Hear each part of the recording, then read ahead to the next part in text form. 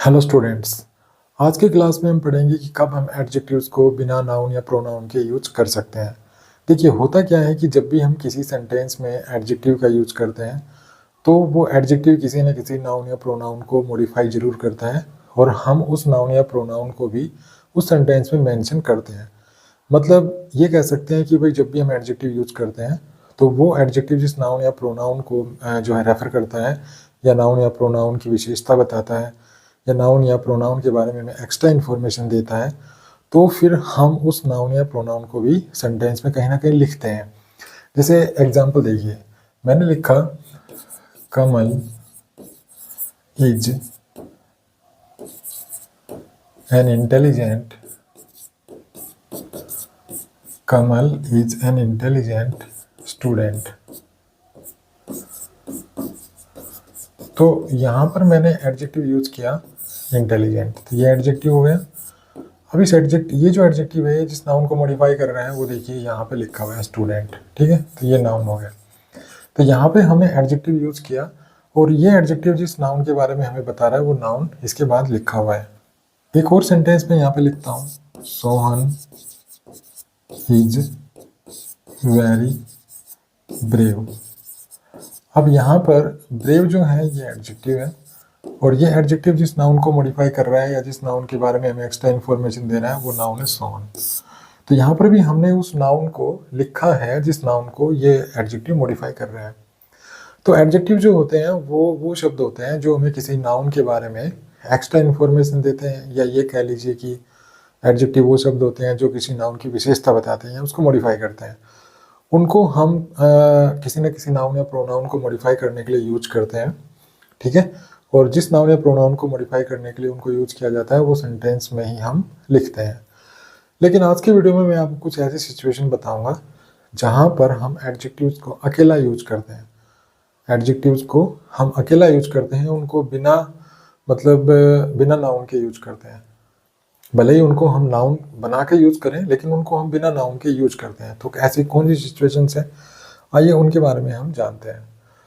तो सबसे पहले है कि अगर हम शारीरिक और सामाजिक कंडीशन बताने वाले एडजेक्टिव्स को यूज करें, अगर हम शारीरिक फिजिकल और सोशल अर्थात सामाजिक कंडीशन बताने वाले एडजेक्टिव्स को यूज करें तो उनको हम बिना नाउन के यूज कर सकते हैं। ऐसा कब होता है? तो सबसे पहले तो हमें ये पता होना चाहिए कि ऐसे एडजेक्टिव्स कौन से हैं जो शारीरिक और फिजिकल सामाजिक और शारीरिक कंडीशन बताते हैं। तो देखिए, एक तो है ब्लाइंड। ब्लाइंड का मतलब क्या होता है? अंधा। ये व्यक्ति की शारीरिक कंडीशन बताता है। दूसरा क्या है? पुअर।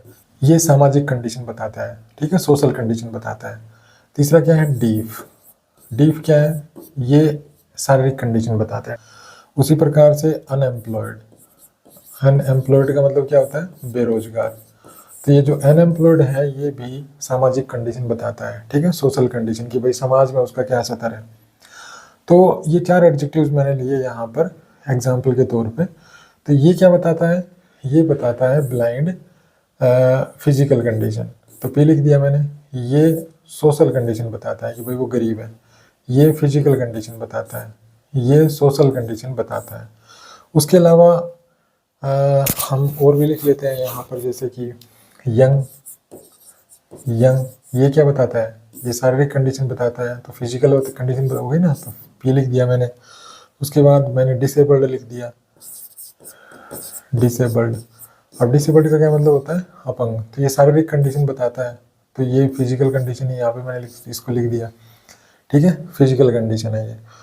तो ये एडजेक्टिव्स ऐसे एडजेक्टिव्स हैं जो किसी पर्सन की सामाजिक और शारीरिक कंडीशन के बारे में बताते हैं। ये एडजेक्टिव हो गए।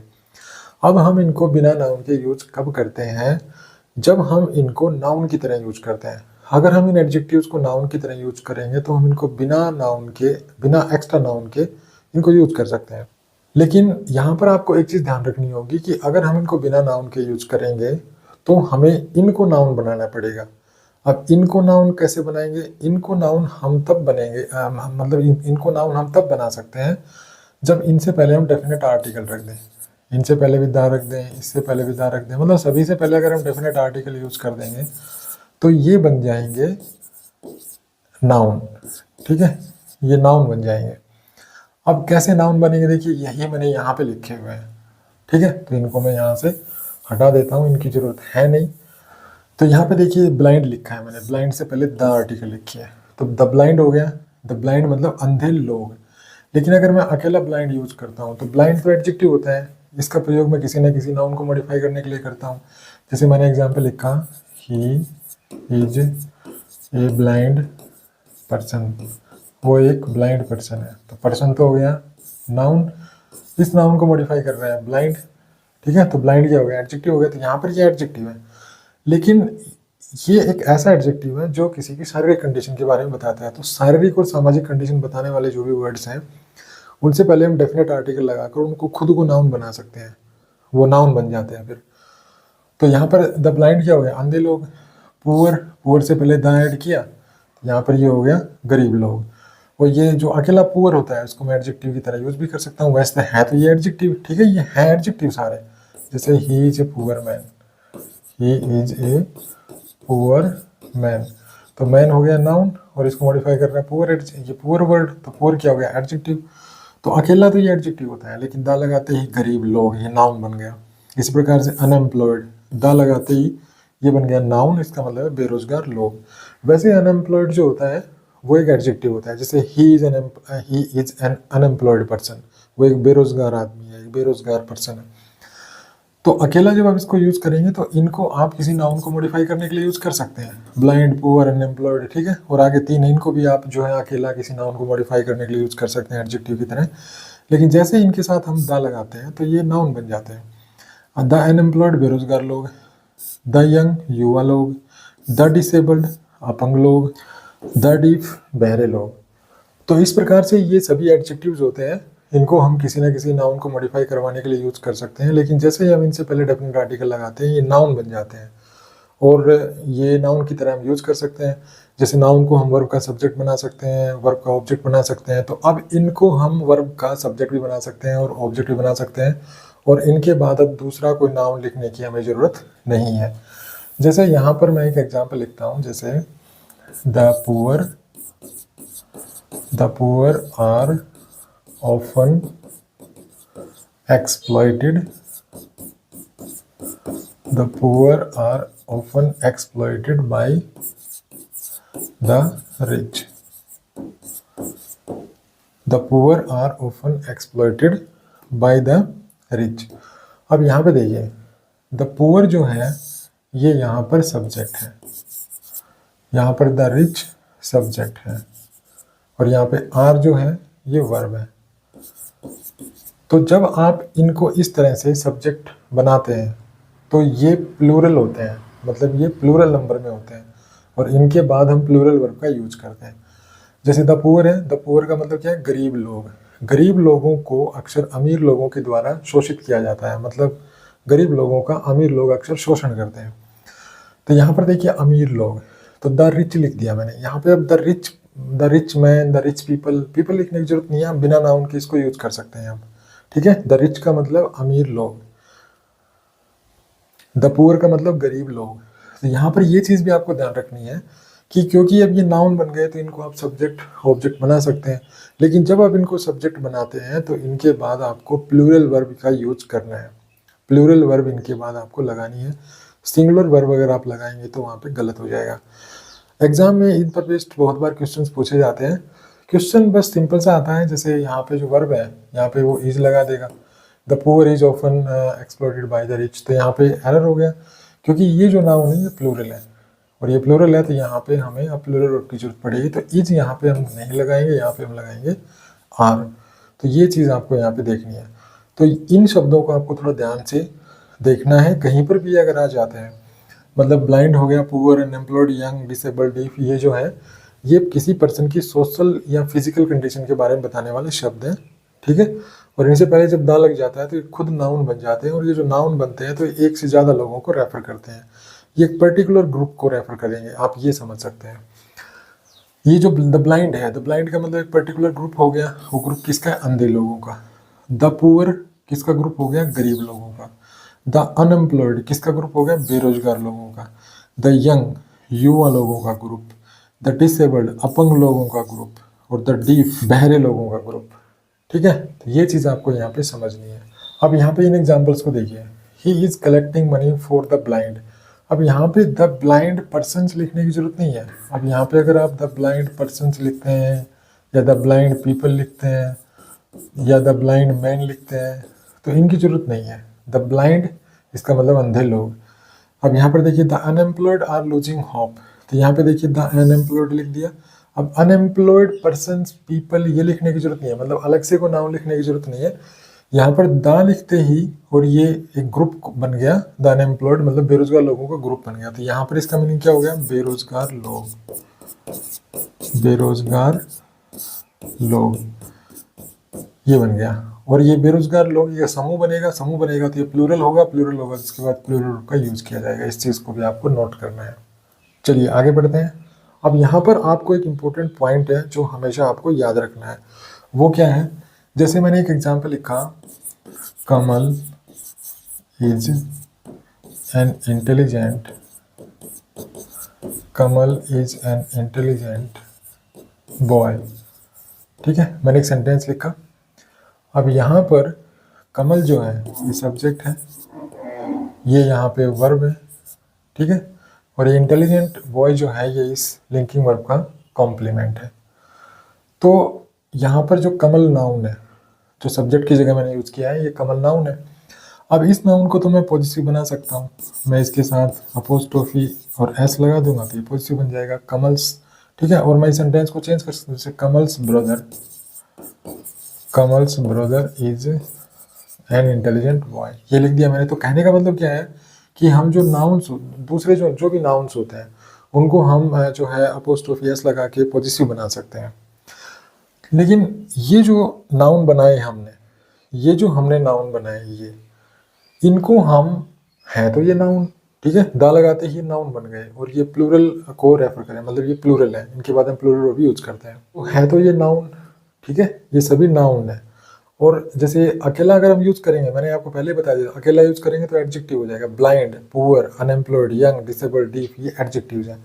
दा लगाते ही नाउन बन गए और इनको हम सब्जेक्ट की जगह यूज कर सकते हैं, ऑब्जेक्ट की जगह यूज कर सकते हैं। लेकिन आपको जो नॉर्मल सब्जेक्ट बना, नॉर्मल जो नाउन होते हैं ना, उनकी तरह आप इनको पॉजिटिव नहीं बना सकते। अगर आप इनको पॉजिटिव बना के लिखेंगे तो वहाँ पर आप गलत हो जाएंगे, मतलब आपका सेंटेंस हो जाएगा गलत। तो अगर आप इसको ऐसे लिखते हैं, द पुअर्स प्रॉब्लम, तो ये गलत है। ये जो फ्रेज लिखी मैंने, द पुअर्स प्रॉब्लम, तो ये गलत है। यहाँ पर वैसे तो ठीक है ये भाई, पुअर्स प्रॉब्लम मतलब भाई द पुअर होता है नाउन, द पुअर तो नाउन होता है ना, द पुअर मतलब गरीब लोग, और यहाँ पे अपोस्ट्रोफी एस लगा दे तो ये हो जाएगा द पुअर्स प्रॉब्लम्स, मतलब गरीब लोगों की समस्याएं। तो कहने को तो ये ठीक लगेगा, लेकिन आप ऐसे जो नाउन बनाते हैं आप डेफिनेट आर्टिकल प्लस एडजेक्टिव से, तो फिर आप उन नाउन्स को डेफिनेट आर्टिकल और किसी भी प्रकार के एडजेक्टिव से जो नाउन बनता है, आप इससे नाउन का काम लेते हैं, तो आप इसको पॉजिटिव नहीं बना सकते दूसरे नाउन्स की तरह, ठीक है, अपोस्ट्रोफी एस लगा के। अगर आप इसको ऐसे पॉजिटिव बनाएंगे तो फिर ये गलत हो जाएगा। तो फिर इनका पॉजिटिव आप कैसे बनाएंगे, इनका पॉजिटिव आप बनाएंगे ऑफ प्रीपोजिशन से। तो यहाँ पे ये तो गलत है, यहाँ पे आप इसको ऐसे लिख सकते हैं, the problems of the poor, ऐसे लिख सकते हैं, ठीक है। आप पॉजिटिव तो बना सकते हैं लेकिन आपको ऑफ प्रीपोजिशन लगानी पड़ेगी, आप सीधा अपोस्ट्रोफी एस लगा के ऐसे इनका जो है पॉजिटिव नहीं बना सकते हैं। अब नेक्स्ट इंपॉर्टेंट पॉइंट जो आपको ध्यान रखना है वो ये है कि इनसे पहले जरूरी नहीं है कि आप द ही लगाएं, जरूरी नहीं है कि आप द ही लगाएं, आप दूसरा को डिटर्मिनर लगा सकते हैं, जैसे मैनी, मोर, ये लगा सकते हैं। जैसे this government does not care about the poor, तो यहाँ पर ये जो, इसका मीनिंग क्या है कि भाई ये गवर्नमेंट जो है गरीब लोगों की केयर नहीं करती है। तो यहाँ पे द पुअर का क्या मतलब है, गरीब लोग। अब यहाँ पर तो द लगा हुआ है, देखिए आगे देखिए, there are more unemployed than ever before, भाई पहले से अब ज़्यादा अनएम्प्लॉयड है। तो यहाँ पे मोर, देखिए दा नहीं लगा हुआ, मोर लगा हुआ है, दूसरा डिटर्मिनर, दा के अलावा कोई दूसरा डिटर्मिनर लगा हुआ है। तो अगर आप मैनी या मोर भी लगाते हैं तो भी इसका ये मीनिंग होगा, ठीक है। अब इसका मीनिंग क्या है, अनएम्प्लॉयड पर्सन, जो बेरोजगार लोग होते हैं, वही मीनिंग अभी भी इसका है। जरूरी नहीं कि आप दा ही लगाएं, आप मैनी या मोर भी लगा सकते हैं। तो बेरोजगार लोग, यहाँ पे द रिच, अमीर लोगों को गरीब लोगों की मदद करनी चाहिए। तो यहाँ द लगा हुआ है, यहाँ पर भी द लगा हुआ है, लेकिन यहाँ पे देखिए many blind need special support. यहाँ पे मैनी ब्लाइंड का मतलब क्या है, बहुत से अंधे लोग। तो यहाँ पे देखिए दा नहीं लगा हुआ है, लेकिन कोई और डिटर्मिनर लगा के मैंने इसको फिर से नाउन बना दिया। तो दा की ही जरूरत नहीं है आपको, आप मैनी या मोर भी लगा सकते हैं। यहाँ पे the disabled reserve equal opportunities, तो यहाँ पे द डिसेबल्ड ये वर्ब आ गई। द डिसेबल्ड का मतलब अपंग लोग, तो यहाँ पे द लगाया गया है। आगे देखिए some unemployed are looking for work, तो सम अनएम्प्लॉयड, तो यहाँ पे देखिए सम लगाया हुआ है, मतलब डिटर्मिनर होना चाहिए, वो आप लगा सकते हैं। जैसे यहाँ पे मैंने सम लगाया तो सम अनएम्प्लॉयड हो गया, इसका मतलब कुछ बेरोजगार लोग।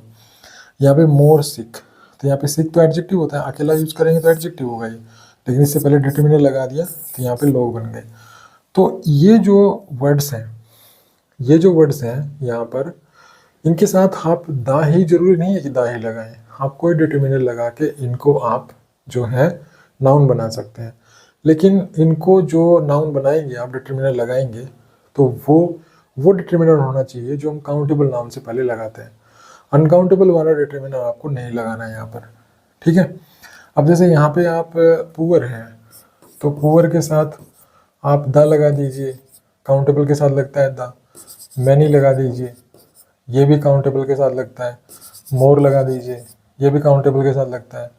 या फ्यू लगा दीजिए, तो ये भी काउंटेबल के साथ लगता है। लेकिन अगर आपने इसके साथ लिटिल लगा दिया तो फिर गलत है, क्योंकि लिटिल एक ऐसा एडजेक्टिव होता है, ऐसा डिटर्मिनर होता है जो हम अनकाउंटेबल के साथ यूज़ करते हैं। लिटिल पुअर अगर आपने लगा दिया तो ये हो जाएगा गलत। तो ये चीज़ें आपको ध्यान रखनी है यहाँ पर। अब मैंने क्या बताया कि भाई पुअर एडजेक्टिव होता है और रिच एडजेक्टिव होता है। अकेला अगर होंगे तो ये एडजेक्टिव होंगे।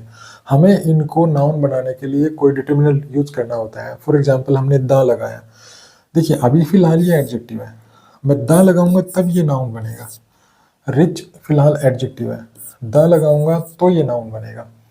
लेकिन अगर आप इनको बोथ और एंड के साथ यूज करते हैं तो फिर आपको ये द लगाने की जरूरत नहीं है, ठीक है। जैसे यहाँ पे देखिए both rich and poor should be treated equally. अब यहाँ पे देखिए बोथ और एंड, तो बोथ के बाद रिच है और एंड के बाद पुअर है। तो यहाँ पे पुअर और रिच जो है ये अकेले लिखे हुए हैं, कोई दा नहीं लगा हुआ है इनके साथ, लेकिन फिर भी इनका जो मीनिंग है वो अमीर लोग और गरीब लोग ही है, और ये ग्रामेटिकल सही है। आपको यहाँ पे both the rich and the poor नहीं लिखना, both poor rich and poor ऐसे लिखना है। यहाँ पे देखिए बोथ और एंड, तो यहाँ पे देखिए यंग, तो यंग बिना डिटर्मिनर के लिखा हुआ है, लेकिन अकेले का भी इसका मीनिंग क्या है, युवा लोग। और यहाँ पे बुजुर्ग लोग, तो यहाँ पे देखिए ओल्ड को भी हमने बिना बिना डेफिनेट आर्टिकल या बिना मतलब डिटर्मिनर के लिखा है यहाँ पर। तो ये जो दोनों एडजेक्टिव्स हैं यहाँ पर, ये यहाँ पे नाउन का काम करें। तो बोथ और एंड के बाद अगर आप इस तरह कोई भी सोशल या फिजिकल कंडीशन बताने वाले जो वर्ड्स अगर आप यूज करेंगे बोथ और एंड के साथ, तो वहाँ पे वो लोगों को ही रेफर करेगा। यहाँ पे देखिए बोथ सिक एंड हेल्दी, तो यहाँ पे बोथ और एंड के साथ लिखा हमने सिक, तो अकेला अगर आप सिक लिखेंगे तो एडजेक्टिव होगा। देखिए अगर आप इसको ऐसे लिखेंगे, sick should be cared for properly.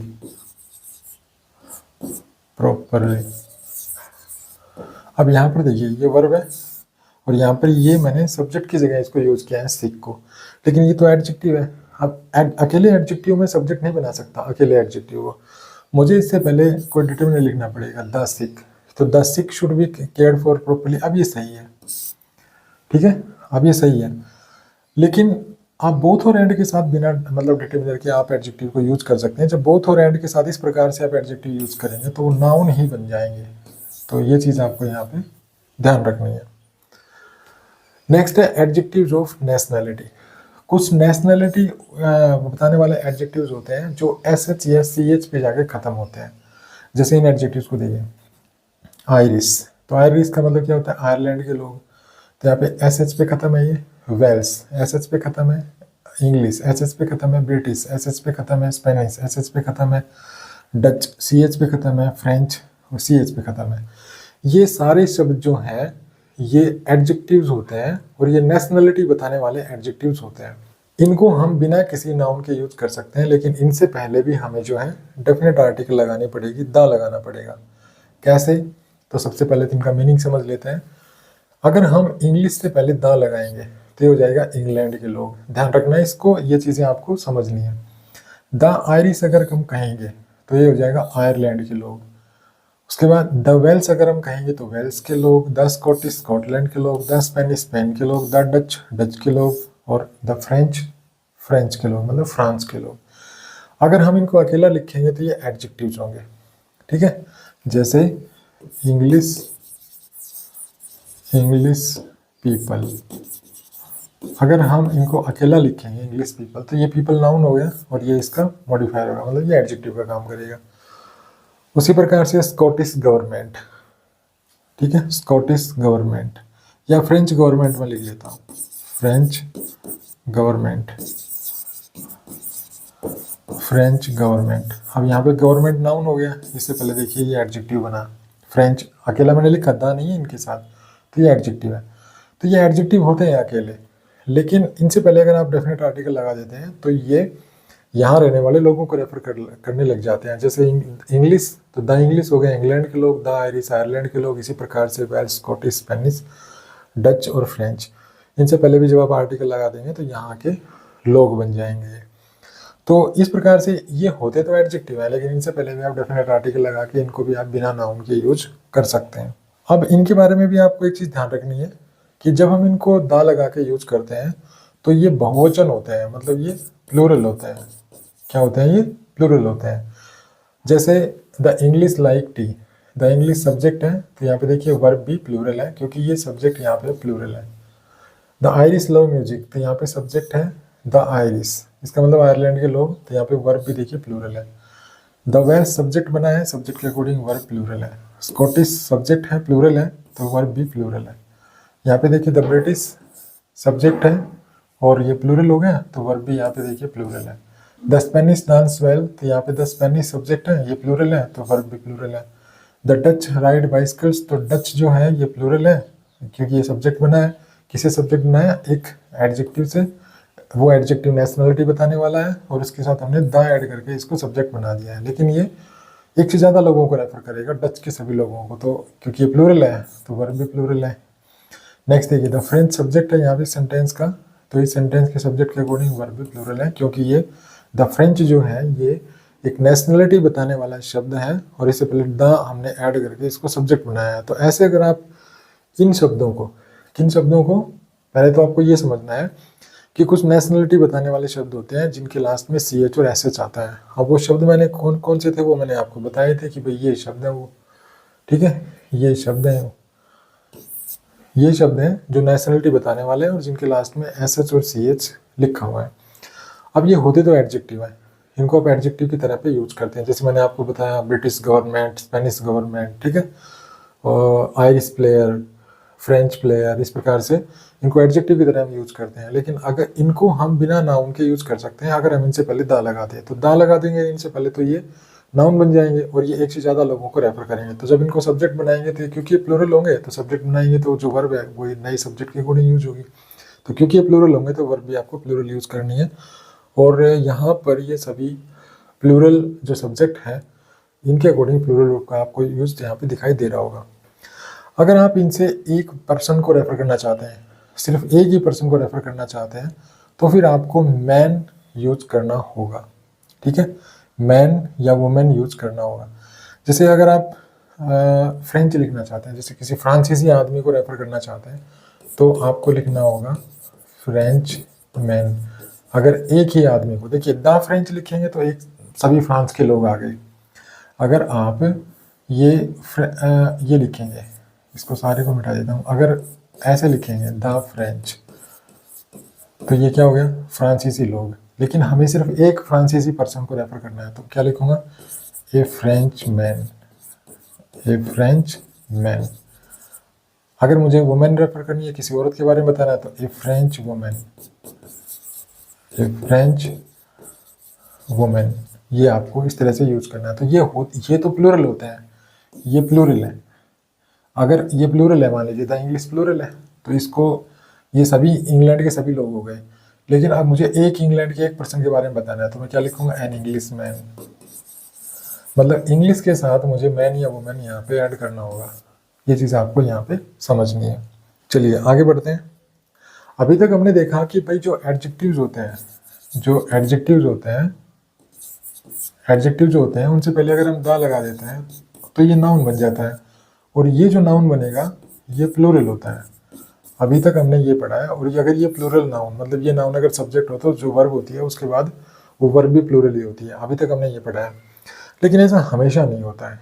इसके लिए आपको कुछ वाक्यांश जो हैं, कुछ फ्रेजेज आपको याद रखनी पड़ेंगी, जिनमें जो दा लगाने के बाद जो नाउन बनेगा वो सिंगुलर होगा। जैसे द अक्यूज्ड। अब ये चीज़ आपको ध्यान रखनी है, द अक्यूज्ड, तो ये भी एडजेक्टिव है। इसके साथ देखिए द लगाकर ये एक फ्रेज बनी है, लेकिन ये यहाँ पर सिंगुलर है। द अक्यूज्ड का मतलब है कोई एक पर्सन, अभियुक्त। द डिसीज्ड, तो यहाँ पे डिसीज्ड जो है ये भी एडजेक्टिव है। इसके साथ हमने दा लगाया, लेकिन ये प्लूरल नहीं बना, ये एक पर्सन है, इसका मतलब है मृत व्यक्ति। इसी प्रकार से द फॉर्मर हो गया, द लेटर हो गया, ठीक है। तो यहाँ पर ये चीज़ें समझनी है आपको कि ये जो है द अक्यूज्ड, डिसीज्ड, फॉर्मर और लेटर, ये एडजेक्टिव के साथ ही डेफिनेट आर्टिकल लगाने से बनते हैं, और ये नाउन ही बन जाते हैं। ऐसा नहीं है कि और कुछ बनते हैं, नाउन ही बनते हैं, लेकिन ये सिंगुलर होते हैं। ये किसी पर्टिकुलर पर्सन को रेफर करने के लिए यूज किए जाते हैं। तो अगर ये किसी सेंटेंस में सब्जेक्ट बन रहे हो तो इसके बाद आपको सिंगुलर वर्ब का यूज करना है। जैसे the accused is in the court, तो अक्यूज्ड सब्जेक्ट है, क्योंकि ये सिंगुलर है इसलिए सिंगुलर वर्ब का यूज किया गया। The deceased was an honest man, तो द डिसीज्ड है तो ये सब्जेक्ट है। तो ऐसा नहीं है आप करना कि आपको ये, जैसे आप समझ बैठे कि भाई ये तो एडजेक्टिव था, एडजेक्टिव के साथ जब आप डेफिनेट आर्टिकल लगा देते हैं तो प्लूरल बन गया और यहाँ पे आप वर्ब यूज कर दें। ऐसा नहीं है, आपको सिर्फ उन्हीं एडजेक्टिव के साथ डेफिनेट आर्टिकल या डिटरमिनर लगाकर प्लूरल बना सकते हैं जो या तो किसी पर्सन की सामाजिक या शारीरिक कंडीशन को बता रहे हो, या फिर कुछ नेशनलिटी बताने वाले शब्द हैं जो SH पे ख़त्म होते हैं। उनके साथ अगर आप डेफिनेट आर्टिकल लगाएंगे तो वो नाउन बनेंगे और वो प्लूरल नंबर बनेंगे। लेकिन इनको आपको ध्यान रखना है, ये है तो एडजेक्टिव ही, इनके साथ द लगा के डेफिनेट आर्टिकल लगा के इनको नाउन बनाया जा सकता है। लेकिन ये जो नाउन बनेंगे और अगर इनको सब्जेक्ट के रूप में यूज किया गया है तो ये सिंगुलर होते हैं, उनके बाद सिंगुलर वर्ब का यूज किया जाता है। अब वो कौन कौन से शब्द हैं ऐसे जो डेफिनेट आर्टिकल लेते हैं और वो सिंगुलर ही रहते हैं, तो वो ये है। इनको आपको अच्छी तरह से याद कर लेना है, एग्जाम में इन पर बेस्ड क्वेश्चंस पूछ लिए जाते हैं। क्वेश्चन कैसे पूछेगा, इनको बना देगा सब्जेक्ट और वर्ब दे देगा प्लूरल, तो वहाँ पे हो गया ना गलत। तो ये चीज़ें आपको ध्यान रखनी है। जैसे द अक्यूज्ड है, अक्यूज्ड का मीनिंग है अभियुक्त व्यक्ति। ये सेंटेंस बना रखा है, ये सब्जेक्ट है, ये सिंगुलर है, सब्जेक्ट है लेकिन सिंगुलर है ये, क्योंकि द अक्यूज्ड लिखा है हमने यहाँ पे, तो इसके अकॉर्डिंग सिंगुलर वर्ब है। उसके बाद है द डिसीज्ड, इसका मतलब मृत व्यक्ति। यहाँ पे देखिए द डिसीज्ड सब्जेक्ट है, लेकिन ये सिंगुलर होता है भाई, ठीक है। भले ही ये डिसीज्ड जो है ये एक एडजेक्टिव है, इससे पहले डेफिनेट आर्टिकल लगी है, लेकिन ये सिंगुलर है, सिंगुलर के बाद सिंगुलर वर्ब। द इंज्योर्ड, घायल व्यक्ति, तो देखिए द इंज्योर्ड वाज, तो सिंगुलर वर्ब। द कंसर्न्ड, संबंधित व्यक्ति, तो यहाँ पे the concerned has, singular verb. The involved, शामिल व्यक्ति, द इन्वॉल्व्ड वाज, तो देखिए सिंगुलर वर्ब। द डिपार्टेड, दिवंगत व्यक्ति, तो द डिपार्टेड सब्जेक्ट है, इसके अकॉर्डिंग यहाँ पे सिंगुलर वर्ब। तो ये अगर कहीं पे आपको देखने को मिले तो ये भले ही एडजेक्टिव प्लस डेफिनेट आर्टिकल से बने हैं, लेकिन ये अगर किसी सेंटेंस में सब्जेक्ट हैं तो इनके बाद आपको सिंगुलर वर्ब का यूज करना है, क्योंकि ये सिंगुलर एक पर्सन को ये रेफर करते हैं। उसके बाद है जब हम कंपैरेटिव डिग्री यूज करते हैं किसी एडजेक्टिव की, और उस कंपैरेटिव डिग्री के बाद ऑफ द टू ये फ्रेज आपको देखने को मिले, तो हम उस एडजेक्टिव के बाद नाउन यूज नहीं करते हैं। जैसे एग्जांपल देखिए, कमल इज द टॉलर,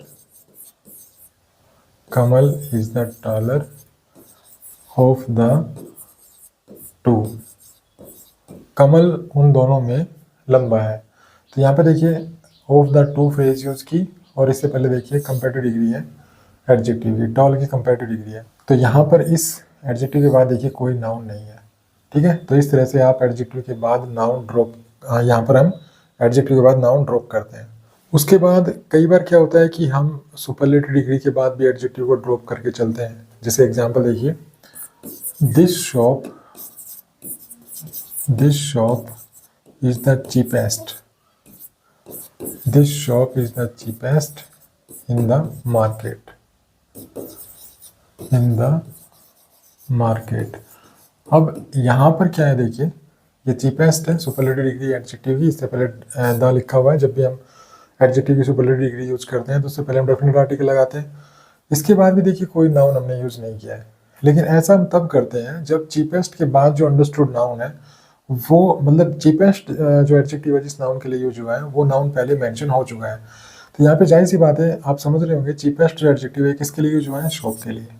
ठीक है, तो शॉप पहले मेंशन हो चुकी है यहाँ पे, तो यहाँ पे आपको अब लिखने की जरूरत नहीं है। तो इस कंडीशन में भी हम जो है एडजेक्टिव के बाद नाउन ड्रॉप करके चलते हैं सुपरलेटिव डिग्री के बाद। यहाँ पे मैंने बताया कि ऑफ द टू, मतलब दो में जब कंपेरिजन करना हो और अगर कंपेरेटिव डिग्री का यूज किया गया हो तो उस कंपेरेटिव डिग्री के बाद हम एडजेक्टिव को ड्रॉप कर देते हैं। लेकिन यहाँ पर भी ये जो टॉल एडजेक्टिव है, जिस नाउन को रेफर कर रहे हैं वो नाउन पहले लिख दिया गया है, तो ऐसे में हम नाउन को ड्रॉप तो कर देते हैं लेकिन वो नाउन पहले मेंशन किया जा चुका होता है। एक और एग्जांपल लेते हैं यहाँ पर, जैसे this building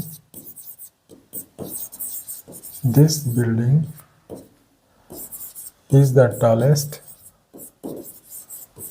this building is the tallest in the city, this building is the tallest in the city। अब यहाँ पर देखिए सुपरलेटिव डिग्री में एडजेक्टिव लिखा हुआ है, इस एडजेक्टिव के बाद भी कोई नाउन नहीं लिखा हुआ है, लेकिन हम जानते हैं कि ये एडजेक्टिव जिस नाउन को रेफर कर रहा है वो नाउन है बिल्डिंग। तो जिस नाउन को रेफर कर रहा है वो नाउन ऑलरेडी पहले मेंशन किया जा चुका है। इस प्रकार से हम कंपैरेटिव और सुपरलेटिव डिग्री के बाद भी नाउन को ड्रॉप कर देते हैं अगर वो नाउन पहले मेंशन किया जा चुका है। कंपैरेटिव डिग्री में हम दो के बीच कंपैरिजन करते हैं, तो उस सिचुएशन में ऐसा होता है जिससे आप इस कंडीशन देख रहे होंगे, ये सेंटेंस देख रहे होंगे। और सुपरलेटिव डिग्री में भी हम इस तरह से सुपरलेटिव डिग्री के बाद नाउन को ड्रॉप कर देते हैं अगर वो नाउन पहले मेंशन किया जा चुका है। तो इस वीडियो में इतना ही। कैसा लगा आपको वीडियो? अगर वीडियो अच्छा लगा तो प्लीज़ को लाइक कीजिए, शेयर कीजिए, चैनल को सब्सक्राइब करना ना भूलें। Thanks for watching video. Happy learning, bye bye.